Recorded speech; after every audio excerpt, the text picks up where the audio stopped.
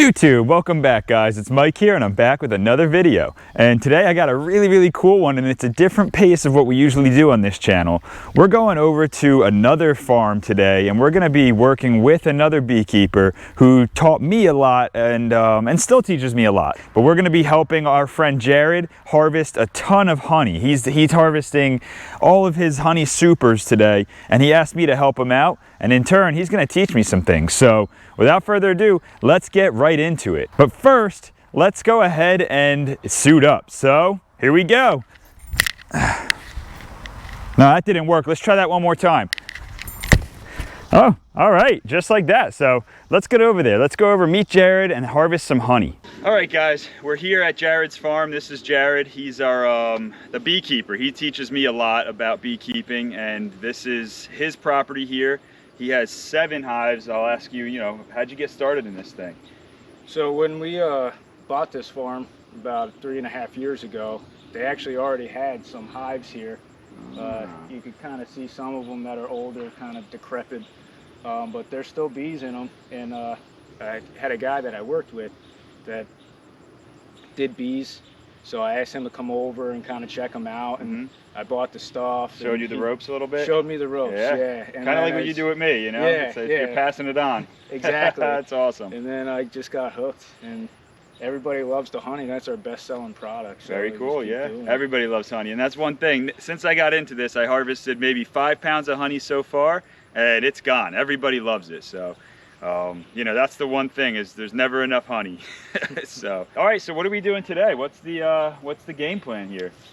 So we're gonna be extracting some honey today. So we're gonna take the honey supers off these hives and bring them back, uncap them, throw them in the extractor, get some honey, and then once they're all done with that, we'll throw them back on the hive so they can start refilling them. Very cool, very cool. All right, well, we got our work cut out for us, so let's get started. Okay, so what's the strategy here? So we're gonna take these boxes here, and essentially take the frames off or out of the hive. Okay. Shake the bees off, brush them off if there's a couple, bring it over here so there's less bees on them when we go to harvest. Okay. Makes it easier. So we're just kind of brushing the bees off so that they stay near their home, and we're taking the goods. So yes. Now, is it a concern? Are they going to try to come with the honey? Like if we put the frames in these boxes, are the bees going to try to grab all the honey and take it back, or? So you'll get a little bit of that. Okay. But for the most part, since we're shaking them back in there, they'll kind of just stay in the hive. Cool. Yep. All right, let's jump in there.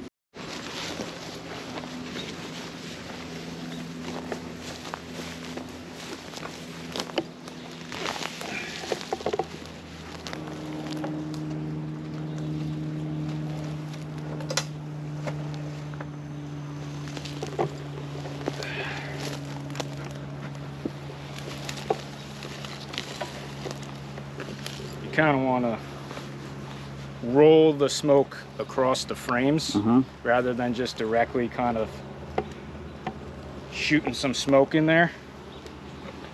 They react a lot better to that. All right. Yeah, I noticed sometimes when I shoot the smoke right down in there, they make a lot of noise. They don't like that.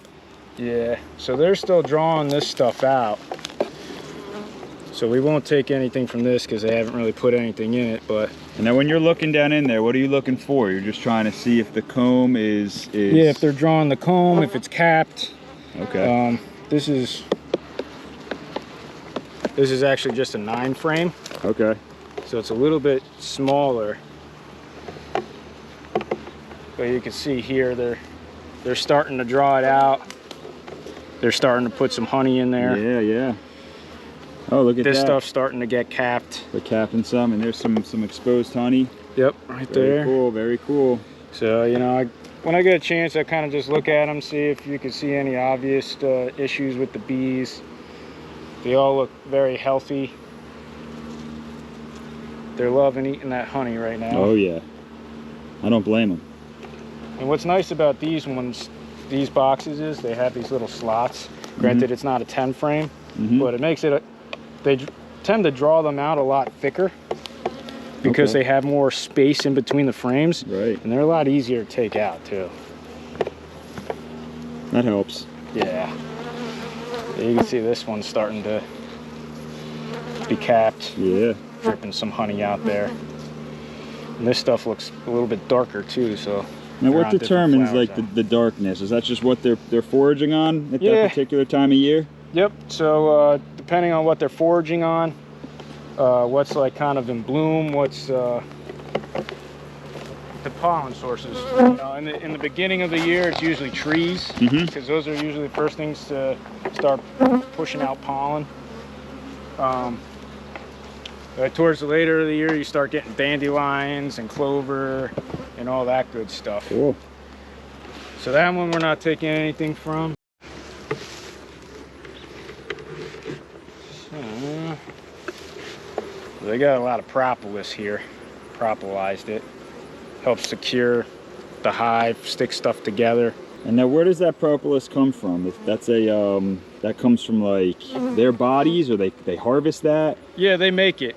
So cool. they like to fill cracks and stuff with it. It seals it up. Oh, that's like the building block. Yes. Cool. Like I remember in one of your videos, there were some cracks in the sides here that I think you filled with wood glue. They'll actually just seal all that up with this propolis. Yeah, look at that. Very cool. So we'll go down underneath.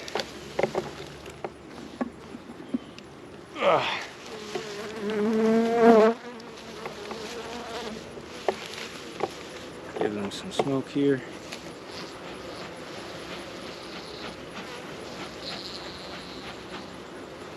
See them all start diving down. Yeah, they don't like that. But you can start to see like all these capped frames here.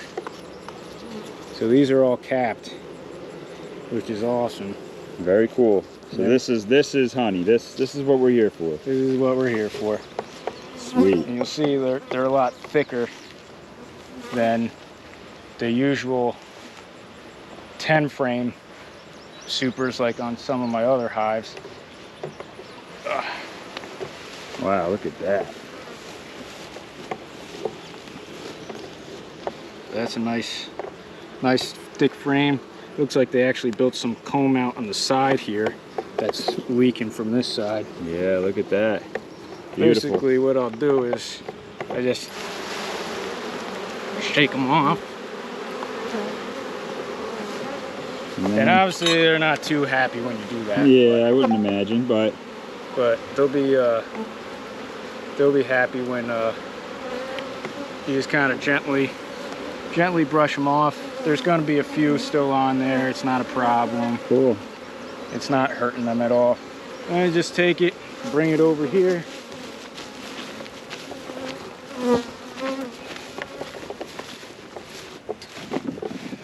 Take it over here.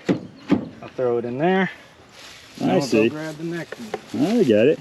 And it's actually good about this is once I get all the bees off of this, I can put this super down at the bottom. So they're not going to be freaking out as much because they have some, watch out buddy, some drawn comb in there, and they'll keep working. They Very won't be cool. like, holy crap, where did all our stuff go? Yeah, right. They're You like, won't oh, shock them. we got work to do. Nice. So that's a nice frame there too. Yeah, look at that. So now, when they're done filling it with honey, they cap them over with these white wax caps. Yes. And they know when that needs to happen. They figure it out somehow. The right moisture content. Moisture content. Cool. Yeah, so if the honey's not completely capped, yeah, I've heard different things. Some people say, 80% capped. Some say 70. Some say 75. Got some of them in honey. That's when you want to harvest the honey, because that means this is all the proper moisture content. Okay. If it's less, then you have a risk of it fermenting and turning into alcohol. Very cool. You don't want that. Alcoholic honey. Very cool. So it looks like that's the queen excluder. Down on the top of this one and the bottom of this box, there's a lot of honey down there that we're kind of just breaking by pulling the frames out. And the bees are just really focused on sucking that honey up and saving their precious honey from losing it. And they're not so focused on us. Like there's definitely some bees flying around here for sure, and they're not happy, but man, I would assume that there'd be way more bees swarming trying to get us, and that's just not the case. They're mainly focused on their precious honey, which is really cool. You know, it's cool, but the suit is definitely necessary. I don't think I'd be comfortable standing here without a suit. So as Jared and I are harvesting frame after frame, we're bringing them to the trailer and loading them up into those empty honey supers. And we actually harvested 2 full supers worth of honey. And we bring that back to the shop where there's less bees, and we get to processing. Getting honey all over my trailer. Essentially, you take this knife. This isn't a hot knife, but it has been outside, so it's kind of hot. Yeah, right. On a day like today, it's hot. But you just take the top layer, if those wax cappings off. I like to do it over a bowl, because then I'll take the bowl with the wax cappings and I'll pour it into the strainer. Oh. And you get a little bit more honey out of that too. And then I take the wax cappings and I make lip balm, I make candles and stuff out of them. Very cool. So it's very useful to have.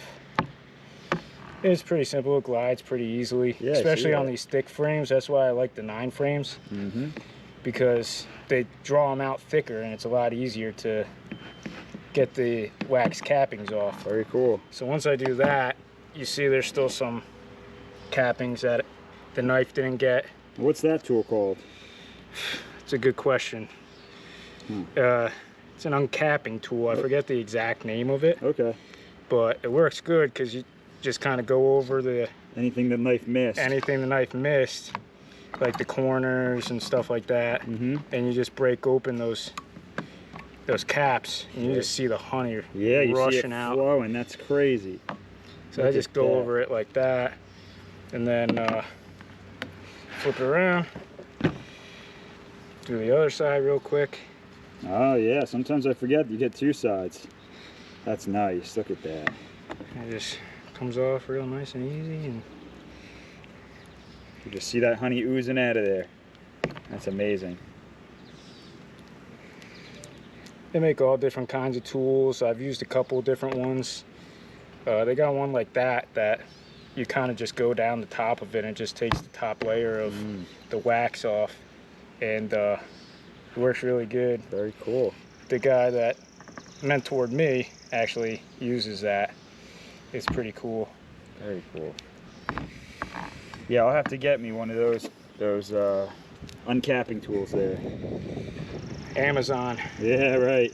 So once that's all done, we'll take it over here to the extractor. Look at that honey just pouring off of it. That's crazy. It's so fat that it barely fits down the thing. Yeah. Look at that. It's amazing. Yeah, it's catching on the bottom bars though. Yep, gotta slide it in there nice and... Very cool. Now this thing here is the honey extractor. So it looks like what it does is it spins the honey.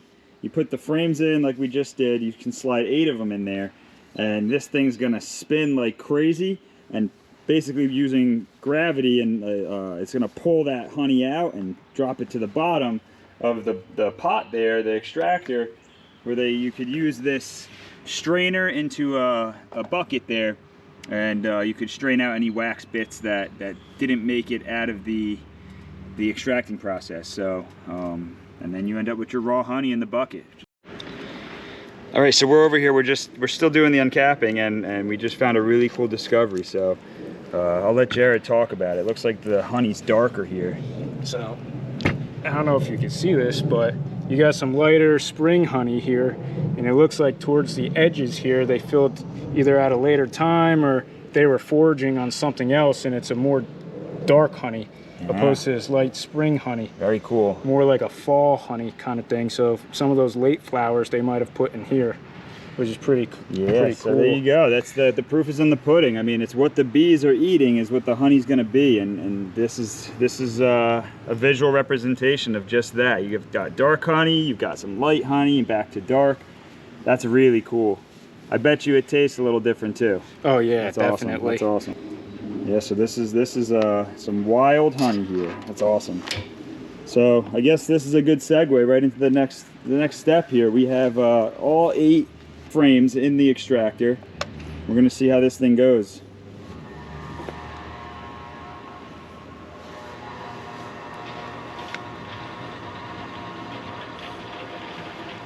So you can see, if you look on the edges here, I don't know if you guys can see that, but it's throwing the honey right on the wall of this big stainless steel cask.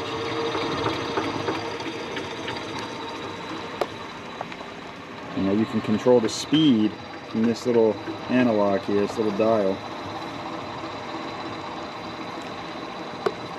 I can lift, actually, if I lift it up, it turns off. Oh, really? Yeah, pretty nifty, but you could still kind of see the honey flinging on the walls there. Oh, yeah. And it starts right back up. Yep, got a little electrical motor on the top. It's quiet, too. Speed it up a little bit. Might get a little shaky.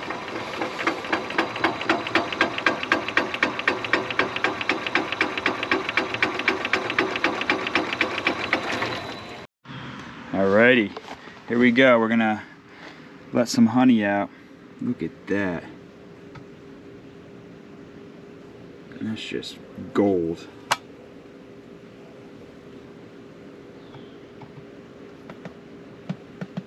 You can see the little bits of wax down in there. Those are from the cappings. But that's why Jared here is straining the honey. And if we could see down there, that's the strained honey dripping down into the bottom of the bucket. Beautiful.